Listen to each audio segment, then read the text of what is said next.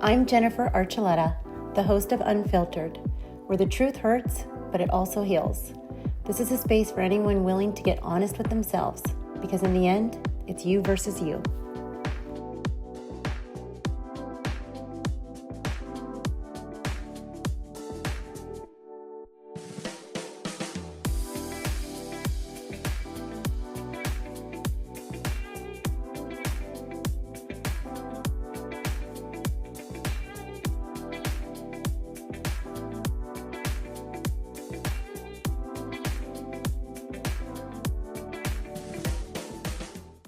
On this month's episode of Unfiltered with Jen Archuleta, I'm joined by Spencer Coursen, an Army Ranger veteran, former U.S. Marshal, and one of the nation's top security experts. He's the founder of Coursen Security Group, author of the best-selling book, The Safety Trap, and the host of Coursen's Corner podcast. Spencer has advised Fortune 500 companies, world leaders, and families just like ours. And today he's here to talk about what it really takes to keep people safe in an unpredictable world. Hi, Spencer. Thanks for joining me today. I am so excited to have you on and talk about all the things that all of us worry about, especially moms. But first, I want to talk a little bit about your background as an Army Ranger and U.S. Marshal and how you got involved in some of the things that you are doing today, such as the podcast and your book and all that good stuff. Just your background. Yeah. I always say that being a protector is a craft I've honed my entire life. I started off as a big brother to my three younger sisters, and I remember my parents got divorced. My grandfather coming over to the house, and he was like, "Well, you're the protector now. Like you have to look after them." And I was like 6 years old, and I was like, "Okay, how do I do that?" So while all of my friends were, watching TV for entertainment, I was watching them for education. Things like Lone Ranger and Knight Rider and the A-Team and Mission Impossible and James Bond, and I just became fascinated with that world of being a protector. Later in life, I was in college, and I wound up doing an internship with the Justice Department, and I got really interested in working for the FBI or the Secret Service or something like that. And at the time, you needed 3 years post-collegiate experience to go work for the government. So the people I was working with were like, "Well, why don't you go into the military? It'll make for a nice lateral transition. You'll get your weapons and tactics training, your security clearance, and all that stuff." And in 1999, there was nothing going on in the world. And I was like, "Oh, okay, this makes sense." So I literally walked out of the federal building at 11th and Arch in Philadelphia and walked down to military recruiting, and 5 blocks and 3 weeks later was in the Army. And since I enlisted with 2 college degrees, I kind of got fast-tracked. So they're like, "Do you want to go to airborne school?" I was like, "Yeah." They're like, "You want to go to Ranger school?" I was like, "Sure." And then next thing you know, some bad guys start flying some planes into the buildings, and I found myself in the Middle East. Served for 5 years from 99 to 04, and then got recruited by the government to start doing diplomatic security work. So did that for a couple of years and wound up getting a specially deputized by the U.S. Marshal Service. Did that for a few more years, and then I think around 2010 or so, jumped over to the private sector, worked for a private security firm out in Los Angeles, and then a few years after that, started my own consulting firm. No, you were in Los Angeles. Were we in Los Angeles at the same time? We may have been. I think we originally met in D.C. though, if memory serves. But yeah, I was out there for a couple of years, and then in 2012, right after the Sandy Hook massacre, both of my parents were teachers. I had family and friends who teach. My uncle was a superintendent, and I realized at that moment that most people will never know the luxury of having their own security detail, but every single one of us deserves to be protected. And so I kind of intentionally made the pivot from being a provider of protection to a subject matter expertise on how the everyday person can succeed in staying safe. So going back to an Army Ranger, because I think it's fabulous. What does it take to be an Army Ranger? What does it take for somebody like yourself to go from the Army to Army Ranger? I know that's a special forces, right? In the Army, the Rangers are part of Special Operations. Special Forces is more like the Green Berets. They go out and do the teachings. But the Army Rangers are part of JSOC, which is the Joint Special Operations Command. There's 3 battalions, 1st, 2nd, and 3rd Battalion. And I served with 1st Battalion for a little bit, and then got Ranger qualified, and then I served with the 82nd. But Ranger School is ultimately a leadership course.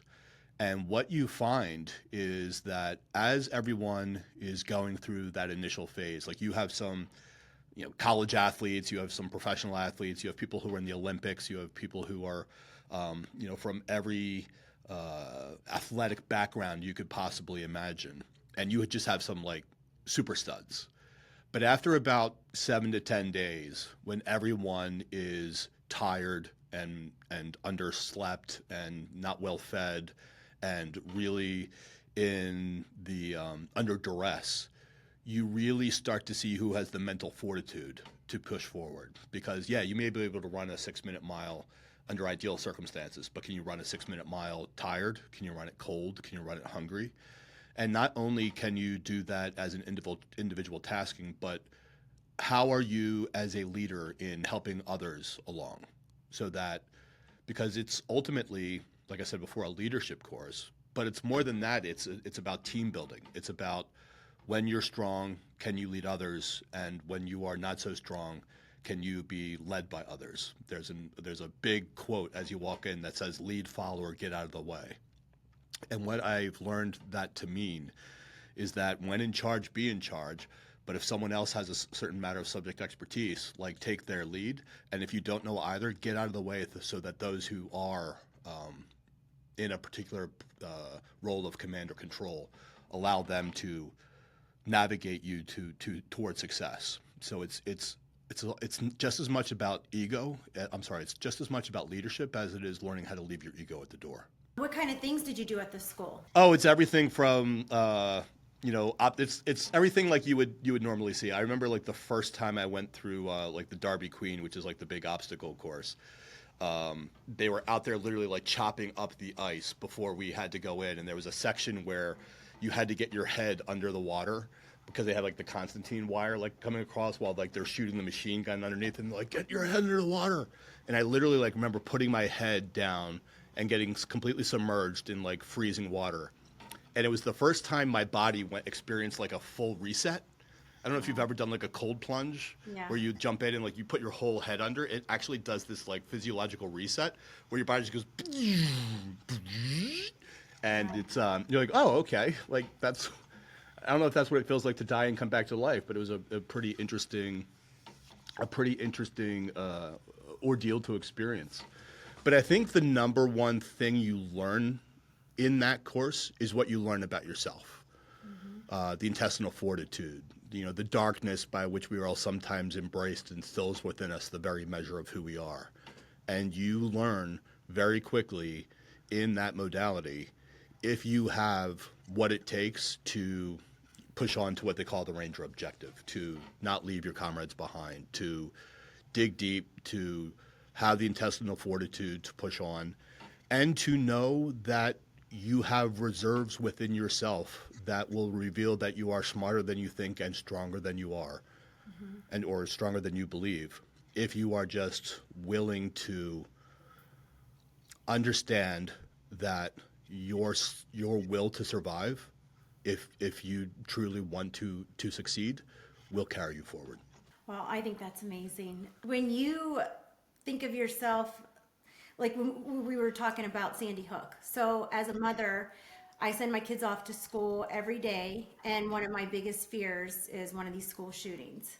So what would you tell parents and myself, what could we do as parents to protect our kids better? What would you tell your kid? Because I feel like this, and this might be the wrong advice, I'd rather be a moving target than a sitting duck. I feel like a lot of these people that just sit there and like try to hide, I think that's probably the worst thing you could do. Do you agree with that? I completely agree. And you and I have kind of had this conversation a time or two before.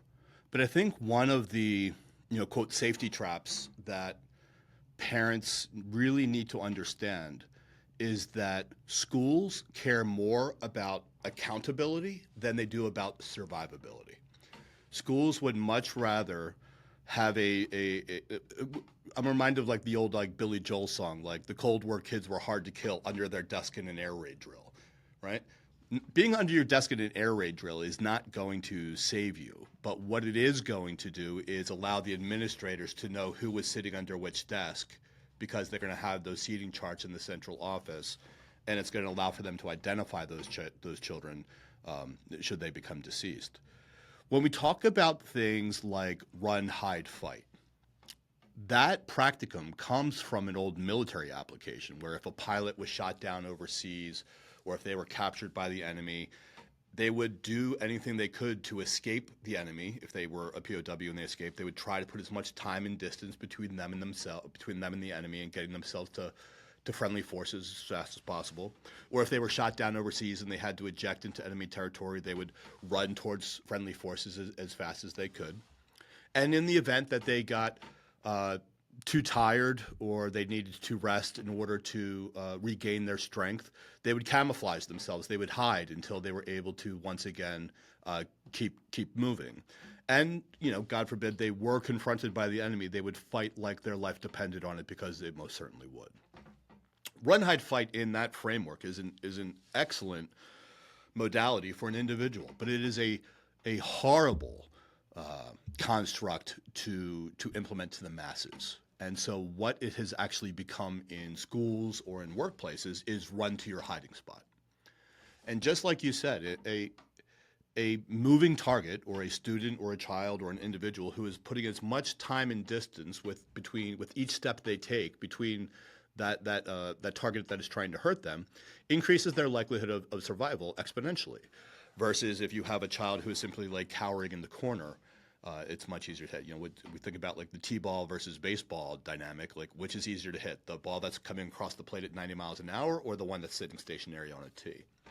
The other thing is that schools are like, watch a John Wick movie. Like, you're going to know that bullets travel through doors and windows, and so just because someone can't see you, which we would call concealment, isn't the same as cover, which is something that can actually protect you. So I always, or another way to think of it is a fire in a building is just as unpredictable as an active shooter, but we wouldn't hide from a fire in hope it wouldn't find us. We would run. So what I would hope that parents would teach their children is that it is okay to be disagreeable. It is okay to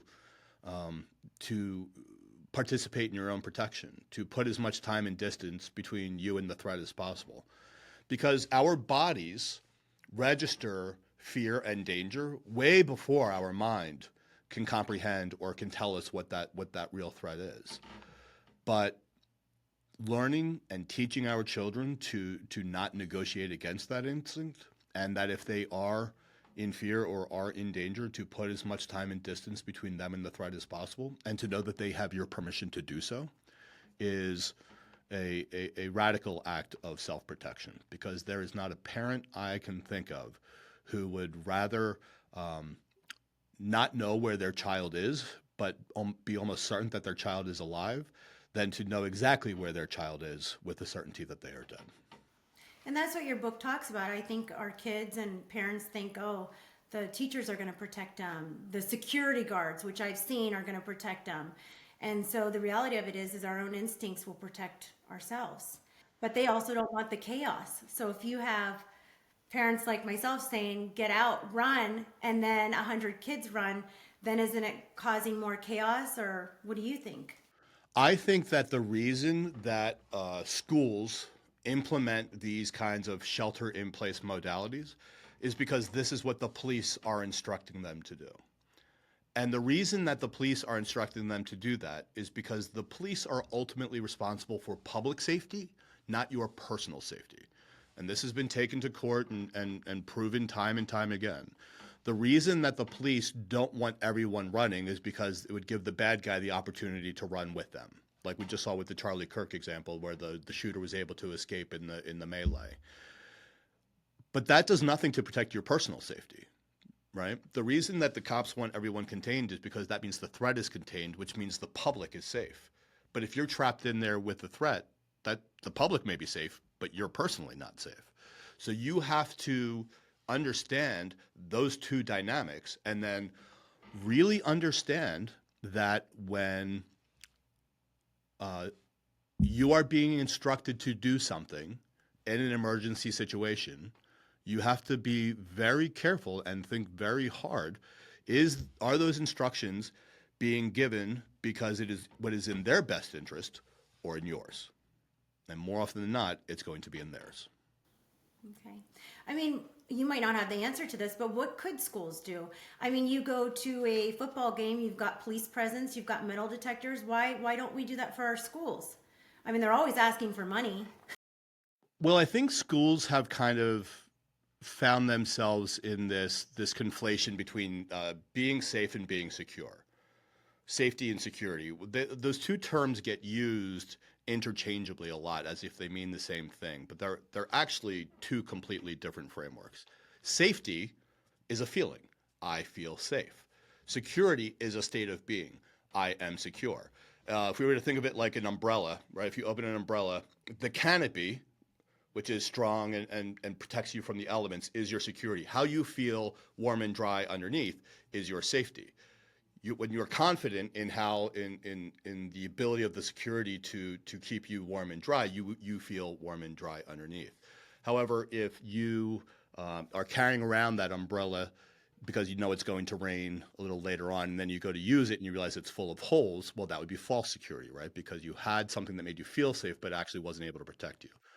Or you know this as a mother. Holding your child, warm against your chest may make that child feel safe, but your love alone is not enough to keep that child protected from the evils of the world. Conversely, if your child is securely tucked into bed at night, that child may not feel safe if they feel like there's a monster in the closet. So in order for us to be protected, safety and security must be working in Congress with one another. And I think what schools really need to do is to pay much more attention to those who self-identify as being in need of emotional support. We need to help those who are hurting, because time and time and time again, after every incidence of school violence, we always hear people coming out afterwards and speaking out, saying, "Oh yes, they did this," or "Yes, they did that," or "They communicated this," or "They communicated that." And when you have children who don't have the emotional intelligence to ask for help, acting out in a way that draws attention to them, but then we respond with punitive damages. We put them into detention and say, "Hey, sit here and be quiet because we don't want to deal with you either." A lot of times what you will hear is those final gunshots saying, "Can you hear me now?" And so if you were to just take, all the photos of all the students in the school and put them up on a wall, and take down all the students who play a sport, and take down all the students who are engaged in an after-school activity, and take down all the kids who have some kind of project that they're passionate about, whether it's something extracurricular or they're really known for this particular thing. And what you're going to be left with is a very small group of children who are probably going to fall into one of two categories, and it's going to be the bullied and the bullies. Of those, who is it that is identifying the most emotional turmoil? Identify those children who need the most help. Identify those who are hurting. Give them the attention that they need. And oftentimes, our willingness to help another is the first step to saving ourselves. The problem is that when schools do identify these problems, the teachers and the administrators don't really want to deal with it because it's not their particular area of focus. And if they do take it to the parents are going to be like, "Well, it's not my child. My child doesn't have this problem." And so you have this shirking of responsibility between this and that, and then something happens and everyone goes, "Yeah, we saw this coming. Why didn't we do something about it?" And then we have this pendulum that's kind of swings from hyper vigilance to complacency, and everyone's thinking, "Oh, well, it's not going to happen to me." So there's no real answer. No, the real answer is to be more pro-social in our willingness to help people. Yeah. And when we see children who are acting out or in distress, or if you are, you have everyone doing making drawings of the dream they had last night and 10 kids draw, sunshine and rainbows, and one kid draws like a devil with a knife. Hey, maybe the kid with just drawing the devil with a knife could use a little extra attention. Yeah. But I've seen it before. I mean, they don't want to do anything because they don't want to take the time. And like you said, the parents will argue, it's not my kid or whatever. So I think it's very unfortunate, but there is a profile, and these are the needy kids and the kids that need the help. But I just don't think the help is there. But that's a really good point to probably bring up to the schools and see, if even a kid wants to do a survey on their mental state, on their home life, on their Yeah, social life. yeah. It's a simple survey. We take them all the time. Not just that, but more often than not, the number one act or the number one behavior that others can do that will keep someone who has violent ideation from carrying out that act of violence is an act of kindness from another. Someone just saying like, "Hey, how you doing today?" Or "Hey, you look nice," or "Hey, you did a really good job on this," or even if it is like a drawing of like a devil with a knife, going, "Wow, that's some beautiful artwork. Have you ever considered drawing? Like, what else do you like to draw?" Like what, like paying an interest in their behavior that is something other than punitive can be something that gives that child something to live for. Can be something that gives that child permission to feel empowered in themselves, or to give themselves a little bit of self-love that maybe they're not receiving elsewhere.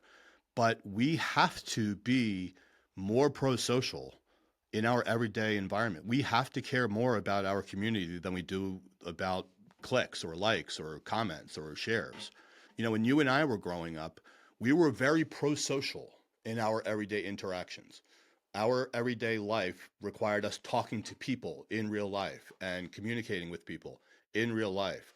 And maybe, yeah, later, as we got into like high school or college, there would be like a little bit of like online dynamics. And we would say things like, yeah, oh, but that's not real life, right? Like what happens on the AOL chat rooms or the Google message boards or what have you. Kids today are spending 15, 18, 20 hours a day online. That is their real life.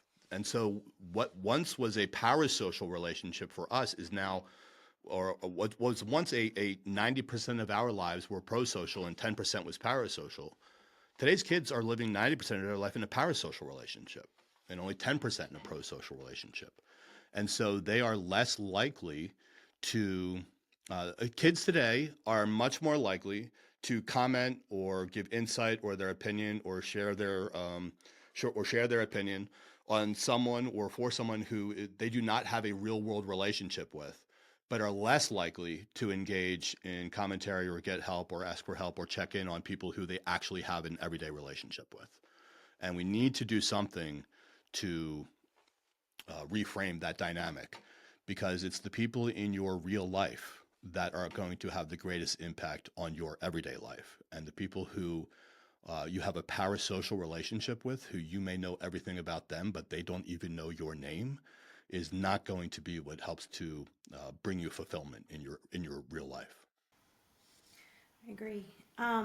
Speaking of like people just being in their own world on their phone and things like that, the woman who was stabbed on the train, Arena, do you think, had she not had her face down in her phone and been sitting there on her phone, I thought about just aware of her surroundings, maybe she wouldn't have sat in front of that man. Maybe her gut feeling or spidey sense would have said, oh, this guy's a little creepy or a little off. I saw her the whole time just looking down, sitting down, and just so engrossed in whatever she was looking at. Don't you think we don't pay attention to our surroundings now because everybody knows nobody's paying attention, so they can almost take advantage of a situation? So, like, what do you have to say about that? Do you think that woman would have had a fighting chance had she not had her face down in her phone? So she did have her face down in her phone, and I've watched that video several times, and she's sitting there when the man comes up and sits behind her, and you can see in her body positioning, she feels a little uncomfortable about him being behind her, whether it was the energy she was picking up on or just the way he was breathing. But like you see her, even though she continues to look down and be somewhat avoidant, kind of like posturing and fidgeting and isn't real sure about what's going on behind her. But she does nothing about it. And this gets into I'm talking about this in my next book, men and women have this very different, how do I want to phrase this? When I talk to people about listening to your gut or trusting your gut or listening to your emotions, every one of us hears that, but men and women interpret those signals in very different ways. By and large, men are much more confident in our ability to protect ourselves, are less confident in our ability to protect others. Women, by and large, less confident in their ability to protect themselves, more confident in their ability to protect others. A woman is much more likely to stand up for another woman than she is to stand up for herself. And I was trying to understand why this was. And I think it comes down to two things. One is that men from a very early age are raised to be disagreeable. We are told that it's okay to stand up for what we want. It's okay to put our needs before the needs of others. It's okay for us. We are actually being more alpha if we stand up for ourselves and communicate our needs, wants, desires, and fears. Women, however, are almost socialized past the point of being safe to engage and honor those gut responses. I was having a conversation with a woman who was in almost a very dire circumstance. And her body was telling her throughout this ordeal, this is wrong, get out, you're not safe. But her mind kept like renegotiating against those instincts. And if it hadn't been for just, God sending a passerby that thwarted this what would have been a very devastating ordeal from happening to her, she would have been in a very she would not be here with us today. But what I started talking to her about was like she kept talking about this relationship she had with safety. She was a single mom. She had 3 young kids. And she would say things like, yeah, like I listen to my body all the time. I just don't honor it. My body would tell me, hey, you're thirsty. Like, let's go get something to drink. But she'd be like, oh, like, do the kids have everything? Do I have everything? Does everyone else need anything? Or my body would tell me, like, I need to use the bathroom. But I would delay that because I wanted to make sure that everything else was okay. Or even if I was out at a dinner, I wouldn't, like, want to be disruptive to the group. I wouldn't want to seem insensitive or disruptive or whatever. And she's like, throughout my entire life, I was always hearing my body tell me what it needed. I was always hearing my body, like I would always hear those instincts. I would hear those voices. I would feel those feelings. But my mind would tell me to not make them a priority, not to honor them. And she was like, so over the course of time, I would hear these gut instincts. I would feel these warning signs, but I wouldn't honor them until it was too late. Right? She found herself in that one predicament. And what she has now done is she has started to reclaim her instincts as a radical act of self-protection, because now she is, when she's thirsty, she goes and gets something to drink. When she feels the need to use the bathroom, she goes and uses the bathroom. If she's hungry, she eats. If she needs to rest, she rests. Because that divide between listening to her body and honoring what her body was saying was actually what allowed her to, or what wound up causing her to be in that act of harm. Mm-hmm. Irina sitting in that bus or on that train, feeling that man coming up behind her and knowing that there was something wrong, but not wanting to do something about it, was her mind telling her, oh, it's better to be polite, right? But being polite is a courtesy. Protecting yourself is a priority. Yeah. And so the more that men, women, public figures, private citizens can reclaim those instincts, we can really have a real radical impact in our own self-protection. So it comes to not just like listening to your gut, not just trusting your gut, but honoring your gut. And being present. Being present, but it's not just being present, because being present is knowing that you're in a situation and knowing that your body is telling you to get out of it. Honoring that presence is about protecting yourself, moving, getting out of the way. And our unwillingness to offend another should never overpower our willingness to protect ourselves. Well, then you have somebody like me that's the complete opposite, where I've gotten off airplanes because I think they're going to crash because my gut told me, and I've wasted a ticket and had to buy another one. Or I'm in a grocery store and I have a huge cart and I see somebody weird and I run out and then I have to go shopping again. So somebody who is over paranoid like myself, where I tell my husband, wow, that person's weird. And he's like, I don't know what you're talking about. Do I get myself out of situations because my gut is telling me the truth, or now I'm over paranoid? Would you rather find out the other wrong way? No, because I mean, I watch the news and the plane makes it, and I'm like, all right, well, Right, but you are discounting the fact that, hey, you wore your seatbelt today and that's why you didn't get into an accident. yeah, Right? Whereas if you didn't wear your seatbelt, you would have gotten into an accident. That's not how the world works. You not doing, you feeling that something wasn't right getting on that plane, right? And you honoring that, you don't know that, but if you got on that plane, that would have caused someone else to do something, which would have caused someone else to do something, which would like it's almost like a butterfly flapping its wings thing, yeah, right? You not getting on that plane may be the reason that plane didn't crash, yeah, right?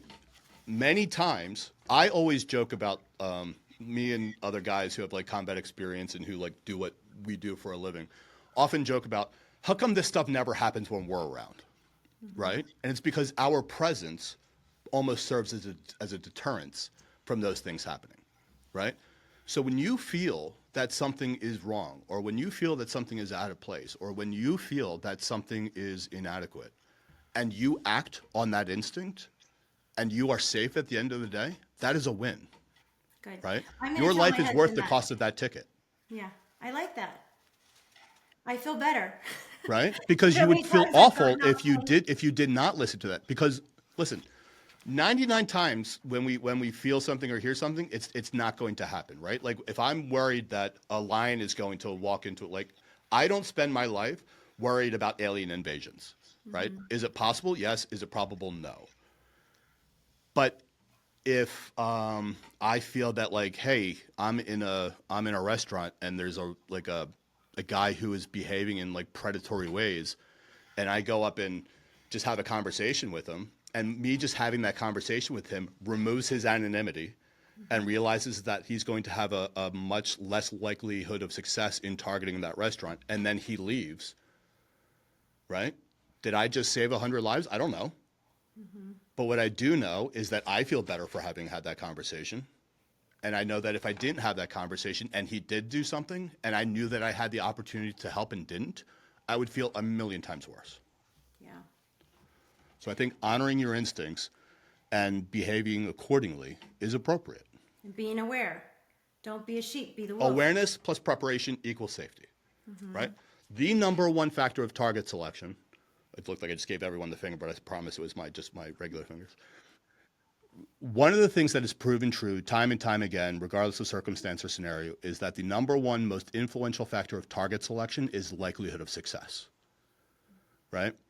People always get into this like false equivalence. Oh, well, they're not going to steal my Honda if there's a Mercedes next door. Well, they're going to steal your Honda if you left the keys in the ignition. And if the Mercedes is like parked, inside the garage, inside a locked fortress, like it's easier to steal your Honda. Lions stalking the gazelles in the wild didn't always go after like the strongest of the herd. They didn't necessarily go after the weakest. Maybe they just went after the one that was the most distracted, or the one that had fallen, a little too far from the pack, or the one that had a little bit of a limp or something.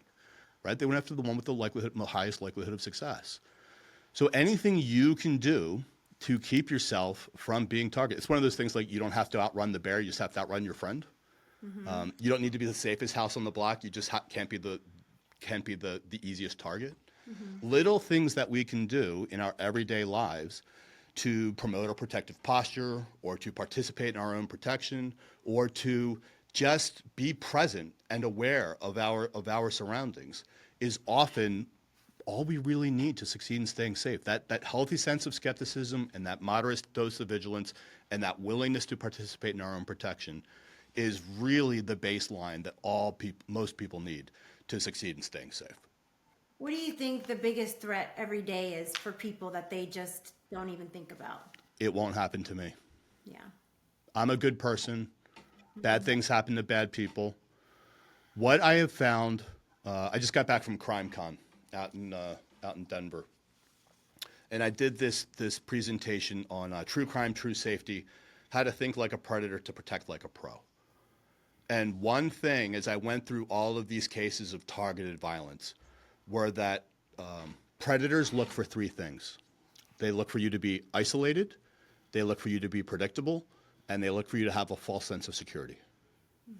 Predictability, isolation, false sense of security. Those three things are the intersection of where violence thrives. And so anything you can do to remove one of those three factors will increase your likelihood of not being targeted exponentially. But when, like we just saw with Charlie Kirk, like being popular is not the same as being protected. Mm-hmm. Being adored by thousands of fans does not equate to always being safe. And when we get into our heads or our mindset that, yeah, I mean, I'm targeted, but most of the people here love me. It only takes one person. Like one, I mean, that attack was awful, and that attack was violent, but that attack was also mostly preventable. What would you have done differently? Because I know you've secured many places and you protected really high profile people. What would you have done differently? Where do you think they went wrong? So I don't want to sit here and like armchair quarterback about what the protective team should have done. One thing I will say is that elected leaders like the president or the vice president or certain other people have protective assets allocated to them, right? And that those assets can grow or shrink depending on the need of a specific venue or a specific threat. For that particular venue where Charlie Kirk was speaking at the university, when down in the bowl, surrounded by high ground with 3,000 people out there, you would need a head of state level protection plan to keep that environment protected.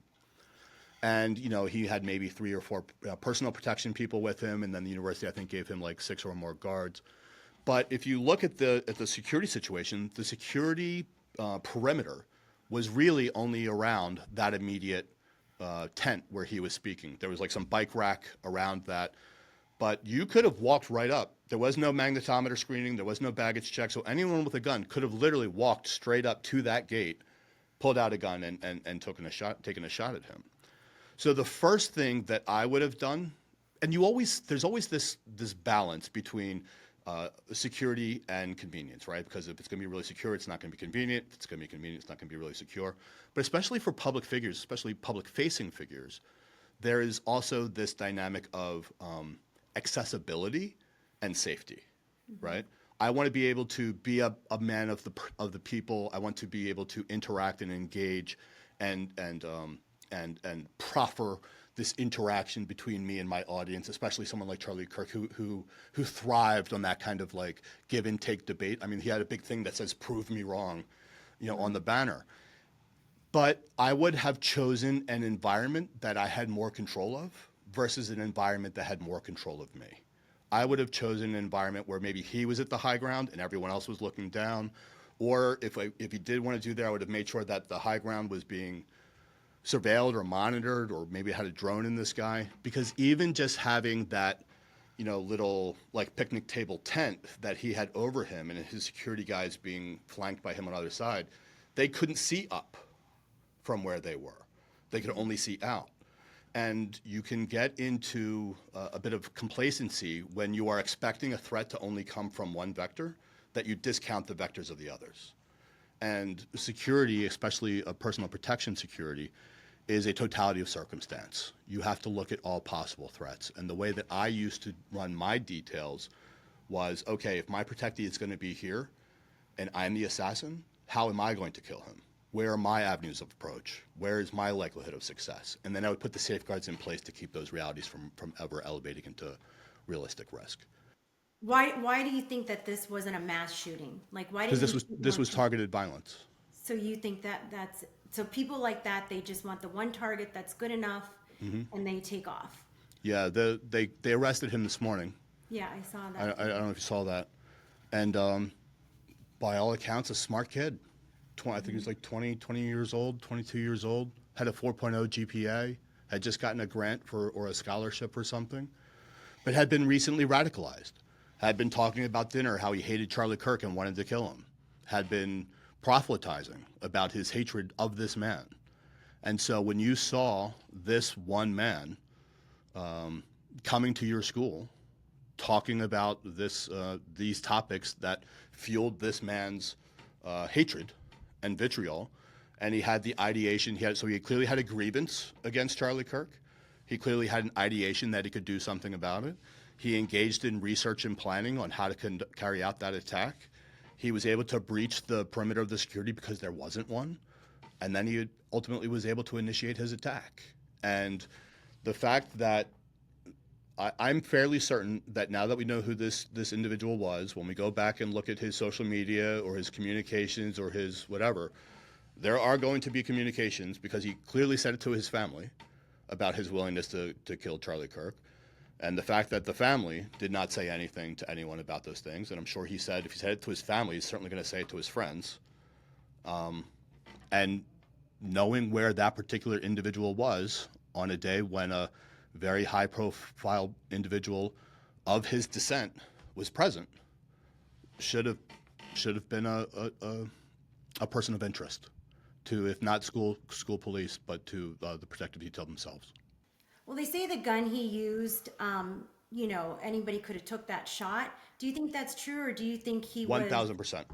So you don't think he was like a sniper type? Jen, I know that you have some familiarity with weapons. I wouldn't say you're a Careful. but I could take you out to the range right now, and using that rifle, with that rifle and that optic, that scope that he had on that rifle with that scope that he had on it would be like if you raised it up and you got in a good steady position and you look through that glass, the target that I put in front of you would look like it was the person across the counter at McDonald's.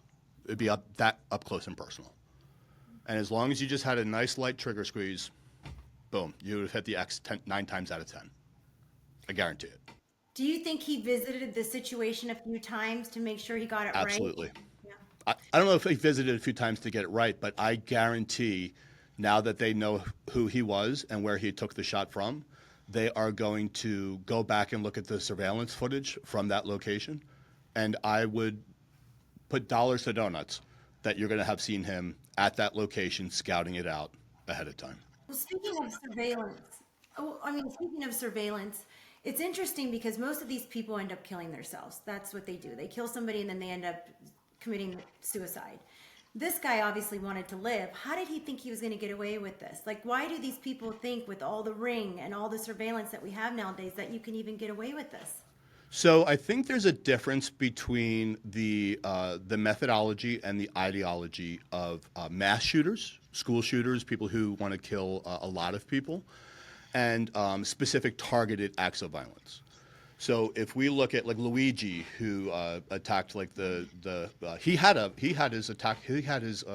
his escape plan planned, right? This individual had his escape plan planned.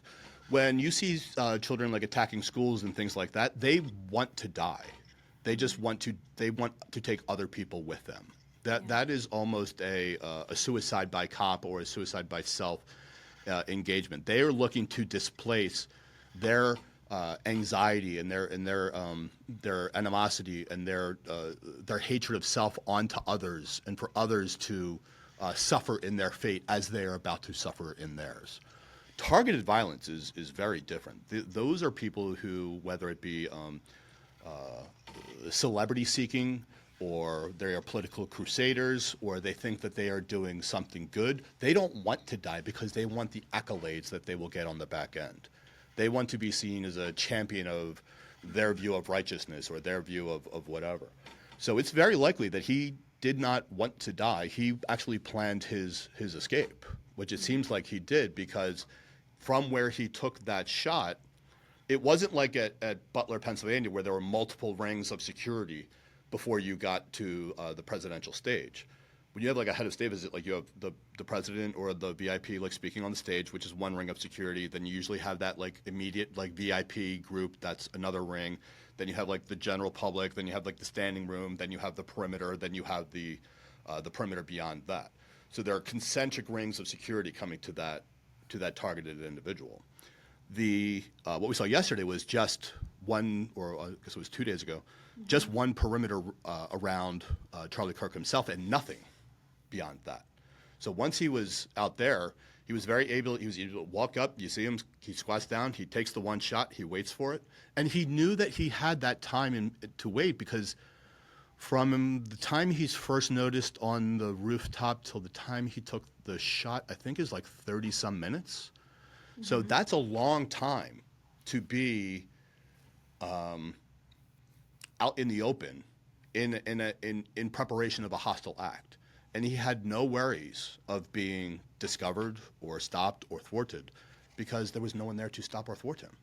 And because there was no one there to stop or thwart him, as soon as he was finished, he just laid down the gun, stood up, walked away, and blended in with everyone else who was in the mass chaos because he understood that when there is in the aftermath of a crisis event like that, everyone is solely focused on their own actions and responsibilities. No one is looking around to see just someone else leaving the scene just as he was. Yeah. I have a Cane Corso. I have guns. I have knives. I have a machete by my bed. How do you protect you or your family? Like, so I heard get hornet spray. I have hornet spray. Why do you have hornet spray? Well, because they said if an intruder were to come in, you might not be able to get your gun. You might not be able to get your knife. Your Cane Corso might be asleep. Get the hornet spray. Your Corso is not going to be asleep if someone comes into your house. So when it comes to home security, there's the 5 Ds, right? Deter, detect, deny, delay, defend. And a dog is all 5 in 1. Mm-hmm. So deter, detect, deny, delay, defend. Deter is how does your home present to a would-be bad guy, right?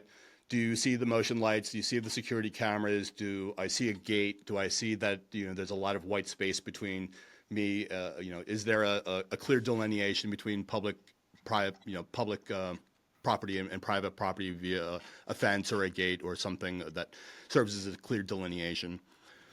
Detect, do you have cameras? Do you have motion lights? Do you have something that would alert you to the fact that I'm coming to the house? So deter, detect, deny would be, are the doors locked? Are the windows locked? Delay would be, if I am able to get a window unlocked, is there something else that would stop it, like a door jam or a crossbar or something like that? And then beyond delays, if they were to get in, what defensive measures do you have in place? And of course, that's where you would have, the dogs or the guns or the hornet spray or something along those lines. The likelihood of your home being targeted is very low. But to that end, if someone is coming during the day, they're typically coming for your stuff. If someone is coming at night, they're typically coming for you. So those are 2 things to kind of keep in mind.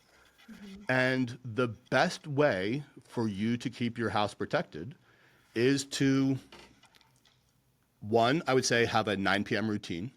So a 9 p.m. routine is just that, listen, every night at 9 o'clock, you turn on your alarm, you lock the doors, you make sure the windows are shut, you make sure the dogs are inside, that the kids are inside, that you know where everyone is. You also, that's just step 1. Number 2 would be to audit yourself with honesty. If you do have security cameras, that you're auditing them at that time just to see if there were any anomalies, did someone come to the door who wouldn't.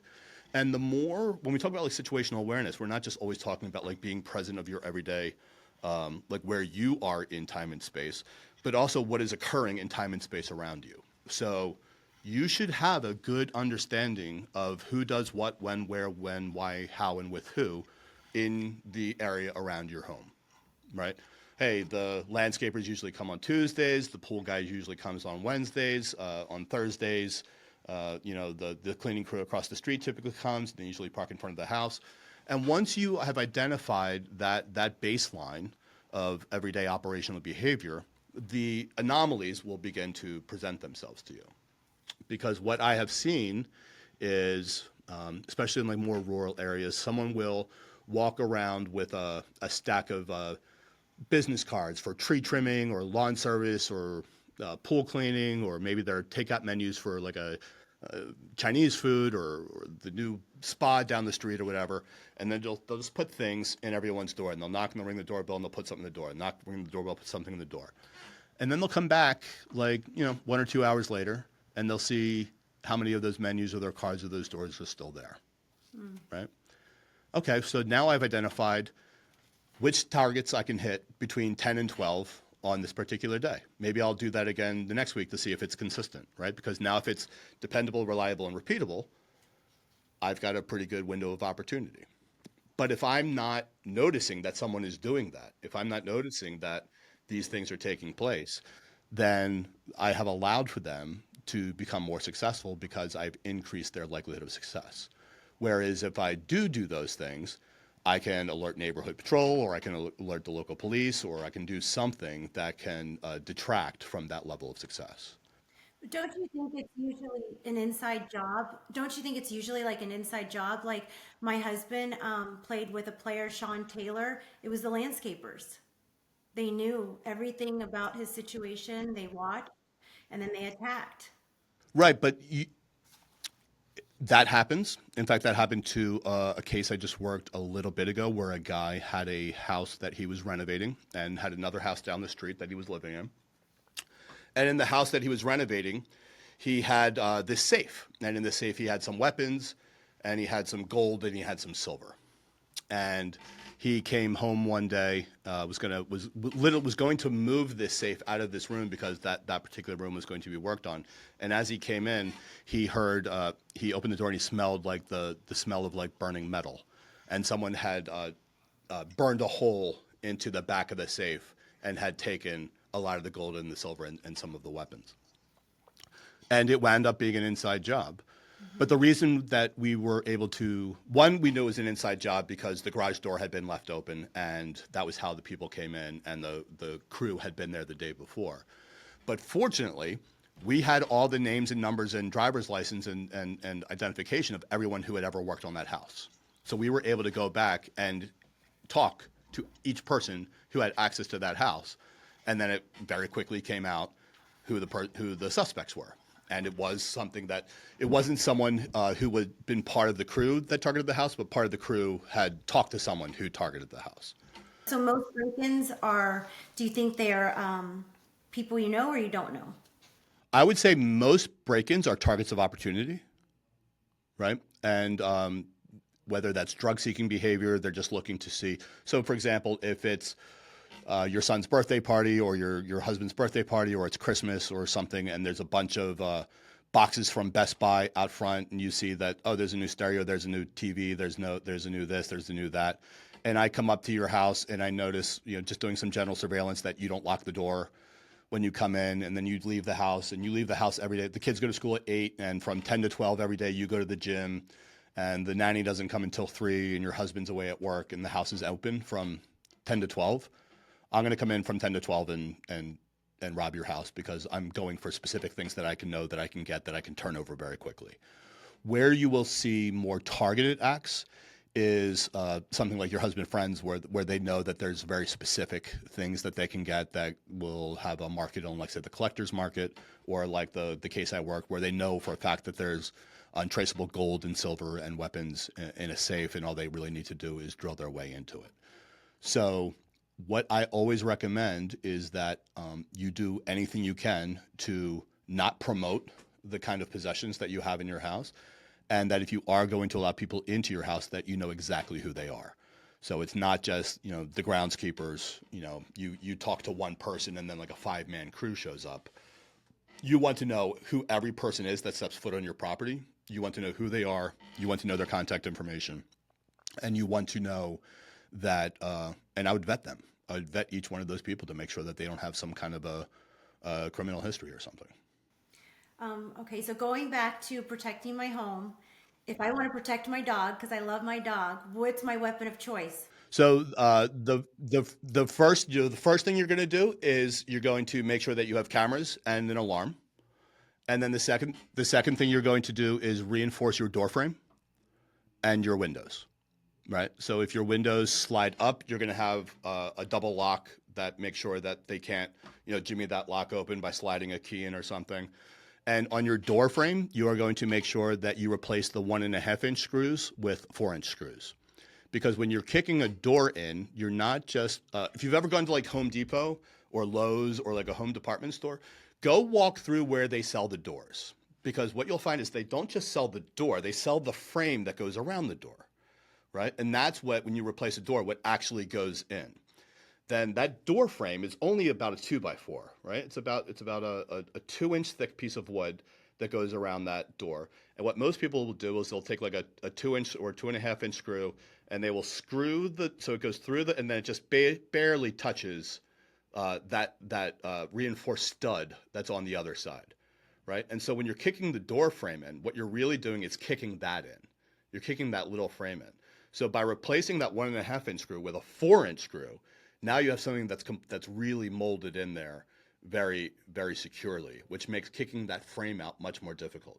Do that same thing with the hinges and the door bolt that you have, because what you'll see with a lot of people is it'll just have that little like turn the knob handle, and it'll just have that little like thing that you can like basically stick a credit card in and flip it out, versus like a reinforced 2 or 3 prong deadbolt. So the first thing I would do is re-secure the access points into your home, whether that's through like an entry-resistant door or entry-resistant windows, or re-securing the frames or things like that. Second is making sure that you have the security cameras turned on, you have the motion lights turned on. You're doing everything you can to deny and delay, or detect, deny, and delay the people from getting into your house. Once the people come into your house, you have 2 options. If they come in, you get out. Or 2, you retreat back to a place that you know you can defend. You call 911 and you tell them to send the police and tell an ambulance because someone with a gun is inside your house. Whether or not you saw someone with a gun inside your house, you tell them that there's someone with a gun inside your house, because then they will come running. If you say, hey, I think there might be someone suspicious hanging around my front door, they're not coming. If you say, hey, there's a man with a gun trying to get into my house, they will come running, 100%. And if they get there and there's no gun, you say, hey, sit, thought I saw one. I have a metal door. Is that good? I'm all taken care of. It's very important for you to know and again, every safety plan is going to be different, but especially with kids in the house, if you have children, and again, this is something that I always, if there is someone coming into the house, you need to have a family readiness plan that works best for you. If you are the kind of parent that is going to go to your kids, then you should go to your kids. If you are the kind of household where you know your kids are going to come to you, depending on their age or whatever, the best thing to do is to have the children stay where they are, so that you know where they are, and for you to defend, find a place of positioning where you can defend them. So the children at best should stay where they are. You should go to the children, or everyone should stay where they are. And you should identify a place where you can have cover and concealment and defend a place, so that if someone does come danger close, you can eliminate that threat. But that's a very difficult thing for a lot of people to do. And if it's not something that you have trained for, or that you're ready to do, because if you are going to introduce a firearm into a home invasion dynamic, you absolutely want to be competent, trained, and ready to employ that weapon in defense of your family, because if you're not, it will be taken and it will be used against you. So I would always err on the side of caution and really overemphasize the deter, detect, deny, delay factors, so that you never have to get to the defense. But if you do have to get to the defense portion, fight like your life depends on it, because it very well may. Do you ever feel unsafe? All this knowledge that you have and all the things, and you being this big guy, are there times where you question your safety, or are you always pretty aware and present and doing all the things that you need to do? I spent most of my childhood terrified, afraid, scared, terrified of my own shadow. I was, given this burden of looking after and protecting my family that I had no idea how to do it. I was scared of my own shadow. So I went out and became a student of violence, and not just violence, but the kind of violence that delivers death, whether that be targeted violence or stalking or harassing or assassinations or kidnap for ransom or contract killings or what have you. And so I studied and learned and trained in all of the ways that people could hurt me or hurt my family. And now that and then I became a soldier and it was my job. I mean, the military was very good at teaching me how to hunt and the government was very good at teaching me how to protect. I do not live in fear. I do not ever feel unsafe. I feel concern and worry for others. But I have you ever heard the phrase like no one fears that which they know well? I know danger very well. I know threats very well. I know violence very well.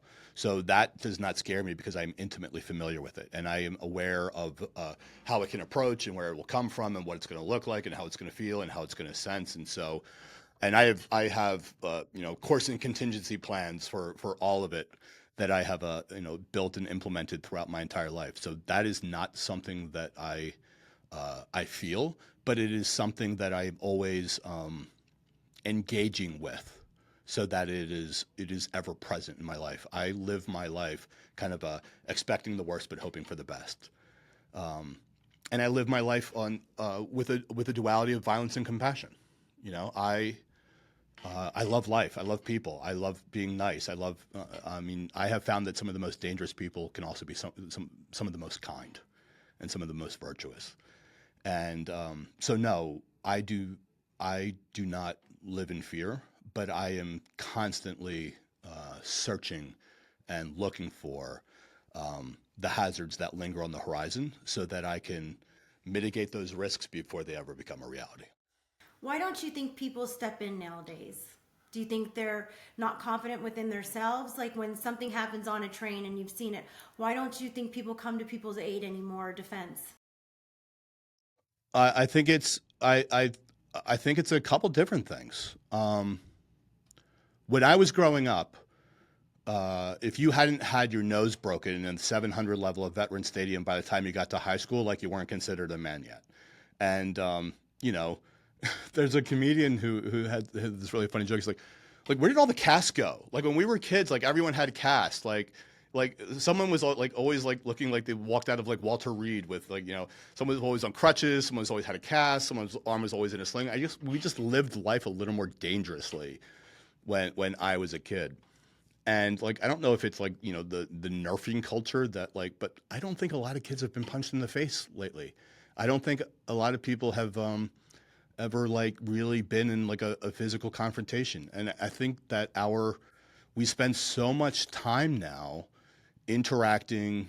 Have you seen the video of like the two dogs that are like barking at each other like through the fence, and then the fence slides open and they're like, "Hey, how you doing, man? It's good to see you." And they kind of like do the like hold, and then the fence closes and they're like, "Rah, rah, rah, rah, rah." And then the fence opens. They're like, "Hey, how we doing? It's good to see you." Like we are so comfortable now operating in a parasocial dynamic that when it comes to actually like interacting in the real world, like it's very unfamiliar for us today. There's a whole generation out there that there was something I read a statistic that was like 73% of like 20-year-old boys have never asked a girl out in person. And I'm just like, because they're like scared to do it. And I'm just like, dude, like, hi, I'm Spencer. Sushi Saturday, 7 o'clock. Like it's not that hard. I think it's one, unconfidence, a confidence thing. I think two, people are just like so worried about stepping in a situation that has nothing to do with them, especially with everything that's being like recorded and filmed and videoed. And are you familiar with something called the bystander effect? Where the more people see something, the less likely they are to act because they assume someone else has already acted. So if you're driving by like a car accident, everyone like stops and looks, but no one calls 911 because surely someone's called 911 by this point because all of us are looking. And the fact is that no one has actually called 911. So it's this phenomenon where like the more people that see something or witness something, the less likely they are to act because they just assume it was someone else's role or responsibility.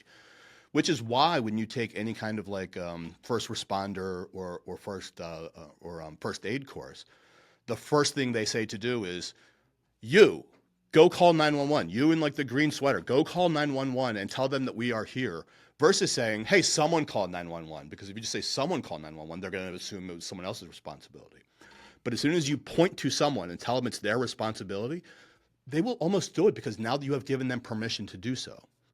So I think that the reason more people aren't participating or helping or being of service is both this more of life lived in a parasocial dynamic than a prosocial one, but also like we don't feel like it's our responsibility anymore.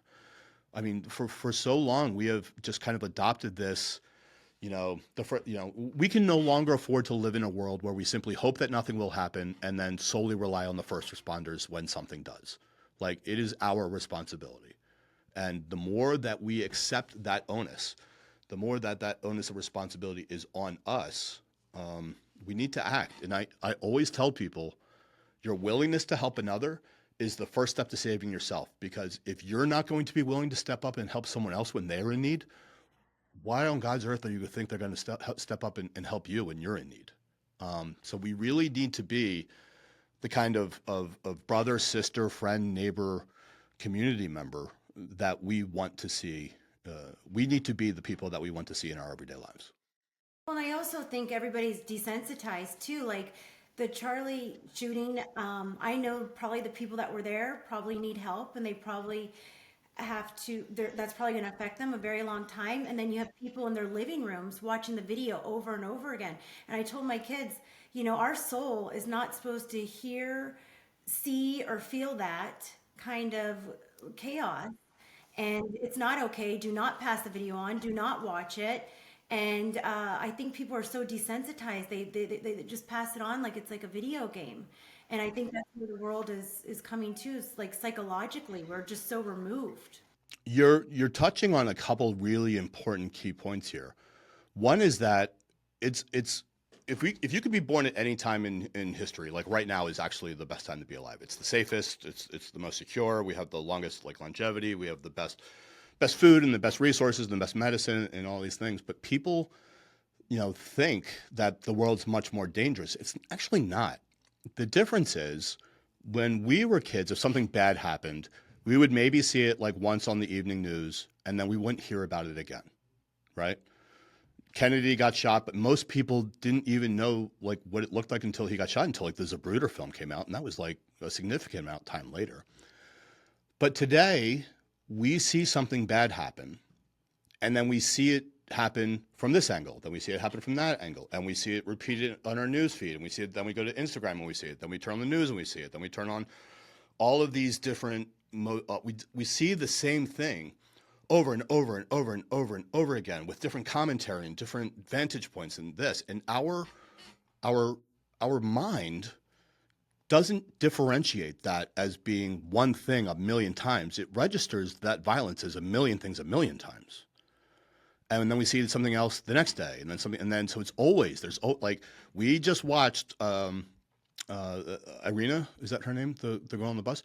We watched her get stabbed in the head every day for a week, multiple times a day, and now we're watching Charlie Kirk get shot, or people fleeing, or people talking about it, or sharing their trauma, or whatever. And then today something else is going to happen, and we're going to see that, and the next day we're going to see something else happen. And so our minds just assume that like as soon as we open our door to the outside world, like we're going to see all this atrocity, when in reality, when we walk out our doors, we see a lot of beautiful things. Most people do not see in their everyday life this kind of vitriol, this kind of violence, this kind of mayhem, this kind of atrocity. What we see in our everyday life is people being good to each other, people being kind, people being nice, people smiling, people saying, hey, how are you? But then when we come home and we get on our devices, we are just doom scrolling like death, torture, and torment. And it can really provide this juxtaposition or this like cognitive dissonance between what I'm seeing the world can be like, conflated over like when I walk out my door, what I'm actually experiencing. And I think if we can just focus more on what we're actually experiencing when we walk out into the world and spend time with our neighbors and spend time with our friends and interact with our community, we will see that the world is actually a beautiful place. Is there danger? Yes, absolutely. Are there red flags? 100%. Is one of the reason why women love true crime so much is because it serves as like the pre-incident indicators for them to kind of be aware of, for the red flags that are out there, so that they themselves don't fall into this safety trap of violence? Yes. But most people who go on dates, like the date doesn't go well just because the guy's an asshole, right? Or because he wouldn't pick up the check. Not because he was like trying to lure you into his basement under like the premise of visiting his like, vintage vinyl collection so he could like, fillet you like a fish. Well, I mean, so you think our world is safer now than when we were growing up? I think it's just as dangerous as it's always been. I don't think it's any more. I think our exposure to it is certainly higher. I think our awareness of it is certainly higher. But I mean, listen, I I grew up and we got up at like 7 o'clock in the morning and we went to school and then we played sports and then we came home and we had dinner and we went to bed. And anytime that wasn't the routine, if it was like a Saturday, a Sunday, or anytime during the summer, we got up at 7 o'clock. My mom kicked us out of the house and she told us not to come home until the traffic lights were on, right? The street lights were on, right? We didn't have cell phones. We didn't check in. She didn't know where we were. We just kind of like lived life and we experienced things. And if there was like a weird dude, we stayed away from him, and we knew like the creepy house to stay away from. And we Ice cream truck. ice cream trucks, and we had like $5 that would last us a week. And we came home with like skinned knees and broken noses and bloody knuckles, and it was a good life. And we got two educations, right? We got like the one in the classroom and the one on the street. I always say my street smarts is more valuable than my book smarts because I could read a room, I could interact, and I mean, you can't get that from a book. You got to get that from experience. Yeah, and so much of communication is nonverbal, right? Like our generation, I think, is like the last generation to like truly be feral, right? To like have to know and read rooms and situations and understand people and not be afraid to fight back or to stand up for yourself or to be disagreeable, to have like critical thought, to be able to be like, okay, he says this, she says that, and pretty sure the truth is somewhere in the middle. Yeah. Like, thank God we didn't grow up with social media, because I for sure would be in jail right now. I do have one question for you. What are some of the concerns, like the safety concerns, that your kids bring to you? They don't. I mean, like I said, I just think that everybody's so desensitized. And you did say it's not going to happen to me. I think, especially as kids, you just live in la la land. And, I think sometimes my kids, when there's a school shooting and stuff, I think there's a little bit of being apprehensive going to school the next day and things like that. But my kids are fearless in the fact that, again, I just think everybody's living in a bubble that they just don't think it will happen to them. And, my husband's a perfect example of just being a man, feeling protected just in his own skin because he's bigger and stronger and whatever. And so there's been so many times where even in our home, he'll leave the garage open or something like that. And I'll as soon as you get into my house, it's like Fort Knox. And so I just feel like everybody just has an idea that, like you said, we're just protected. And speaking of your book talks about instincts, and we've all just forgot about what our instincts are. And we're just saying, oh, we're on public transportation, so I'm sure there's a security guard or there's cameras or nobody's going to do anything. But it's really just trusting your gut. And like you said, sometimes I got off planes or I left grocery stores. I think one of the things that a lot of people observe, like almost like incorrectly, or what gives a lot of people like that false sense of security, is when they walk into like a department store and they get into the parking lot and they see the signs that say like, hey, this area is protected by like 24-hour surveillance. And then they walk into the front doors and they see the anti-theft devices. And then they walk in and they see the domes with all the cameras, and maybe they see the security guards standing there and they go, oh, wow, this place like they take their security pretty seriously. It's very easy in that environment to allow our vigilance to go down because we think that everyone else has our best interests at heart. When all of those safeguards have absolutely nothing to do with your personal safety, all of those safeguards are there to protect the products. All of those things are there to observe and manage and see that the employees are doing the right thing, to make sure that no one is stealing the merchandise, to make sure that there's no like spillage on the floor, or that something hasn't been, that there's no like suspicious activity going on. Or worse, they're used as an investigative tool after something has happened. But those things have absolutely nothing to do with preventing assaults or predatory behaviors or violent offenses or anything like that. Same thing when you go to some kind of a public event where like a public figure has a security detail there, or that they're expecting a VIP to be there, and so there's all this additional security in place. That security is there for them. That security is there for the VIP. That security is there to keep their interests protected. Very rarely does that correlate to keeping you as a participant protected. And so I think it's very important that whether we are in schools, or we are shopping, or we are on public transit, or we are just operating in our everyday lives, that our personal safety is our responsibility. It is not outsourced to anyone. To the extent that people can offer help when and if they can, maybe they will. But more likely than not, all of the systems and strategies that are in place will only be used to prosecute the offender. And by then, you've already been harmed. So whatever you do, wherever you go, however you do it, whoever you do it with, please accept and realize that your personal safety is your responsibility and yours alone. And do not expect anyone else to be there for you. You are your own first responder. Well, yeah, nobody's coming to save you. No, and what I try to demonstrate in my book is protective strategies for how to live your very best life the safest way possible, by being aware of some of these safety traps that we are most likely to fall into, whether it's false equivalence, or whether it's complacency, or whether it's false authority, or whether it's overprotecting our children, or whether it's this versus that, or insider threats versus outside actors.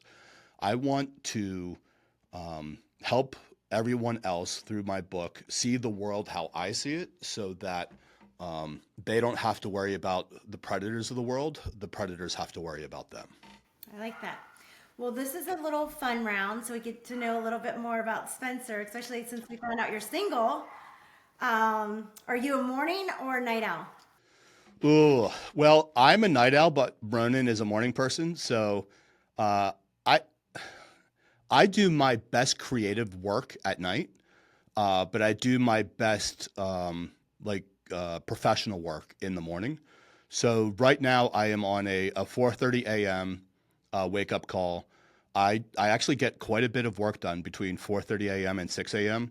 Then Ronan gets up at 5:45. We get up, we go to the dog park. It's so hot here in Texas that usually by 6:30 in the morning, we're already out the door and getting our workouts in, so that we can be home before it's like 104 degrees here today. Fairly certain it's not any cooler where you are. So if it was up to me, I would say I am a night owl. But as responsibilities and duties mandate, I have become a morning person. Okay. What do you do to relax? Do you ever relax? Or are you always on? Yeah, if it's just something short, I have 4 wins every day.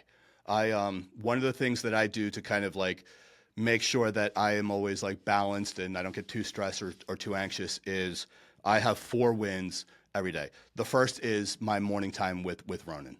The second is my workout.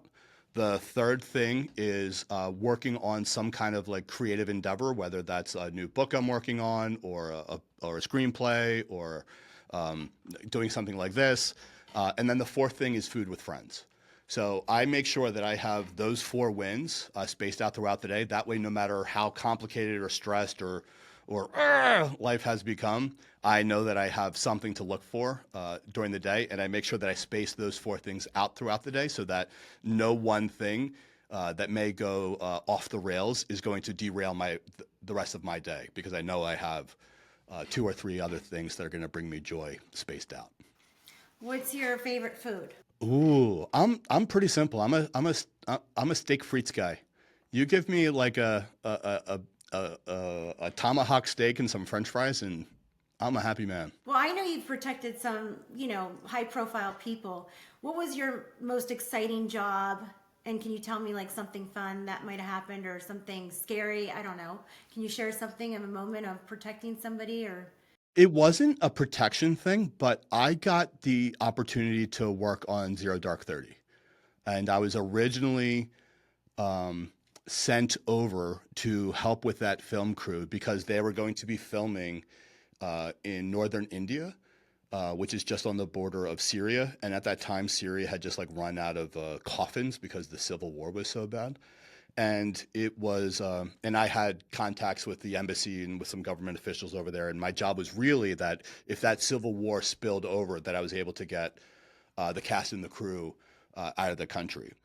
But in my time spending there, and having been in the military during that time that they were going to be projecting, and actually having had been at one of the safe houses that was depicted in that movie, I was brought on as a military advisor, and then actually got to have a role in that movie as one of the Navy SEALs. And so since I joined the Army right after 9/11 or 9/11, which was just, it's hard to believe that was just yesterday. It's crazy how much time has passed. But everyone who joined the Army after 9/11 wanted to be part of the mission that got bin Laden. And while I never got to do that in real life, to be part of the historical reenactment to portray that capture killing of Osama bin Laden was probably the coolest part of my professional career as a protector. Wow. What's the new book called? The new book is called Winning the War Within, My Journey from Trauma to Triumph. And it is really all about me. Listen, I knew I had PTSD. I knew I had some childhood trauma that I needed to deal with. And I know that there's a lot of veterans who, 22 veterans are taking their own lives every day. That statistics goes up to 44 when you take into account like the non-intentional suicides like overdose or things of that nature. And when I was in, much like I wrote The Safety Trap to be the book for like 6-year-old me who was like really scared and didn't know how to protect people, I'm writing this book for those who are in the depths of despair and need a framework or an understanding on how to come out the other side, to go from just simply surviving to thriving. Because when I was experiencing my own suicidal ideation, when I was going through my own bouts with depression, there were a lot of people I knew I could call, and there were a lot of people who I knew would take that call, but there wasn't anyone I knew who had come out the other side and had really learned to have a new lease on life. I knew a lot of people who had taken their own lives. I knew a lot of people who were still suffering like I was, but I didn't know anyone who could kind of help me with a roadmap on how to really embrace a new lease on life and to understand that letting go of some things gives room for other things to grow. And so the first part of the book is all about my childhood trauma and my abandonment, my suicidal ideation, and my PTSD from military and government service. The middle part of the book is all about the lessons I've learned and the frameworks that have helped to serve me and how I've taken those things, those modalities and the lessons. And then the third part of the book is how I put all of those things into practice. And it's kind of broken down into one part is like about modern masculinity, another part is about protecting what matters most, and another part is about embracing authentic self-confidence, so that those who were like me can kind of like not maybe follow the exact path that worked for me, but can understand that there is a path forward and there are some options which may work for them. Well, I thank you for your service, and I can't imagine. I saw a video the other day, and it shows guys in combat, and then they're just driving down a regular street, and it's just like, how do you go from this to this? And I don't know how you do, but I'm glad that you're in a better place, and I'm glad that you're such a beautiful soul and wanting to help people, and I just love that about you, and then we get all the wisdom from you as well. You too. But I'm no, excited. no hornet spray though. You're not going to advise No, them to say, use I hornet think if, spray? if they've gotten that close, Jen, I think something's gone wrong. Yeah. You know, Okay. Like unless you caught can it find a partially hornet spray that sleeping? with like a 200-yard range. Yeah. I would. But if you are going to use the hornet spray, light it on fire as you do, so you can at least use it as a little flamethrower, Or Aquanet. or just a shotgun. Just keep your enemies at a distance. Yeah. Or just literally just let that Corso have fun. Just be like, I would be afraid somebody would hurt her, so I got to protect her. I got to find a way. Jen, that's a big dog. I know. I know. I mean, that's a great deterrence just in and of herself. I think one of the things that just auditing yourself with honesty, like if you were going to target you, how would you do it? Right? When I was writing my first book, when I talk about the home security chapter, I went around with like a stack of like $50 gift cards to Starbucks. I'd be like, hey, five minutes of your time for like a $50 gift card. And people would come up to me. I think it was like in the Whole Foods parking lot. And I would go up to them and I would say like, hey, when you left your house this morning, like on a scale of 1 to 10, like how secure was your home? And they'd be like, oh, a 9 or a 10. It's like perfectly secure. And they'd be like, okay, so hypothetical situation. Let's say that I put $1 million in a backpack on the bed of your master bedroom. If I gave you 20 minutes to get into your house, grab that bag and get out without using any keys, could you do it? And they go, yeah, I could do that. And I'm like, okay, so what happened in that 30 seconds? In the 30 seconds it took me to ask that question, how did your home go from being completely secure to you could break in and get out in 20 minutes with no questions asked? And the difference is it was a shift in mindset, right? They went from thinking like a homeowner to thinking like a bad guy. Because now all of a sudden they're going, oh, well, my wife hates it when I stink up like the downstairs guest bathroom, so she already cracks the window. Or, when the kids come home from soccer practice, they always leave the garage door open so I could get in that way. Or, the second floor like sliding door, if you just wiggle it right, it pops right open and you can get up there by just kind of like, like climbing the back deck stairs. So all of those ways that you would break into your house is how a bad guy's going to break into your house. And so what is the most realistic risk in anything you do, whatever you do in life, however you do it? What is the most realistic risk you are most likely to face? What are the safeguards you can put in place? What is the most likely risk you are most likely to face? And what are the safeguards you can put in place to keep that risk from becoming a reality? If you just audit yourself with honesty about homeschool, work, and life, you identify the vulnerabilities that are most inherent to your own risk assessment. And then you'll know exactly how to prevent those risks from becoming a reality. This isn't about like living in fear. This is about empowering yourself with participating in best practices. Because while danger and risk and violence may be unpredictable, your safety doesn't have to be. But it requires you participating in that process.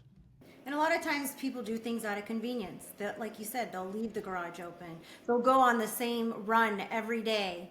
And then that's just a pattern that people watch. And right. And here's the thing, like you can go on the same run every day. You can run that same route every day. But while you are on that run, while you are running that route, maybe you only have one earbud in instead of two, right? So you can hear what's going on in your environment. You are also, while you're there, not just like in your head and running, you're paying attention to who's doing what, where, when, why, how, and with who, so that you can establish a baseline every day of what's going on, so that when there is an anomaly, when there is something that's out of place, when there is something that doesn't belong, it is front and center in your mind, and you can decide in that moment what to do about it. But what you don't want to do about it is ignore it. well, you could leave us with one thing today. What would it be? Yeah, I would say that reclaiming your instincts is a radical act of self-protection, so honor it. Don't expect anybody else. Because when something happens, it's every man for himself, right? 100%, right? It's like everyone's your brother until the rent comes due. So, you are your own. You like awareness plus preparation equals safety, right? I would say 5 things: awareness plus preparation equals safety, right? Being polite is a courtesy, but protecting yourself is a priority. A boundary without a consequence is just a preference. A healthy sense of skepticism and a moderate dose of vigilance is all most people need to succeed in staying safe. And listen to your gut. Trust your gut. Honoring your instincts is a radical act of self-protection. So trust yourself and love yourself and live your very best life possible. I like it. Well, thank you. And I can't wait to put this out, and everybody's going to feel much safer once they hear this podcast and get your book, The Safety Trap. And I can't wait for your new one to come out. Thank you so much. If anyone else is looking for anything more, you want to reach out, it's spencercoursen.com. If you go to spencercoursen.com, it's all there. The YouTube, the Instagram, the emails, the newsletters, everything. I like it. Well, that's good. Well, thanks for joining me. I've learned so much. And again, it's like old school stuff that we just take for granted. Absolutely. Thanks for listening to Unfiltered. And remember, the truth hurts, but it also heals. If this episode moved you, share it with someone who needs to hear it. And now it's time for the pup of the podcast.